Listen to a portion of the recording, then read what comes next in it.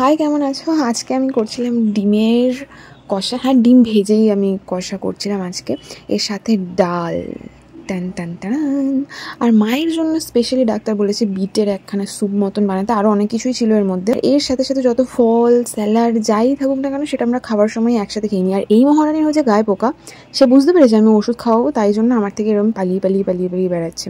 পেছনে ঘুরে ঘুরে ঘুরে ঘুরে ওষুধ খাইয়ে তারপরে আমি রেডি ফেডি হয়ে মেট্রো ধরে বন্ধুদের সাথে চলে এসেছি কুমোরটুলিতে। ভাই রে ভাই, এখানে গিয়ে দেখি এত ক্রাউড, মানে সিঙ্গেলে আমি একটা ফটো তুলতে চাইছি, সেখানে আমি সিঙ্গেল নেই, সেখানে আরও 4-5টা লোক চলে আসছে। মানে বুঝতে পারছি এত ক্রাউড। কাজেই এত ভিড়ের মধ্যে আমার যত পিকচার সব চটকে তো গেলই। কোনো রকমের আর কি তুলেছি, ঘুরেছি, ঘুরবো কি, ঘুরতেই পারছি না। এত সরু সরু গলি, আর সরু গলির মধ্যে এত লোক, তার মধ্যে দাঁড়িয়ে আবার ফটো তোলাও হচ্ছে।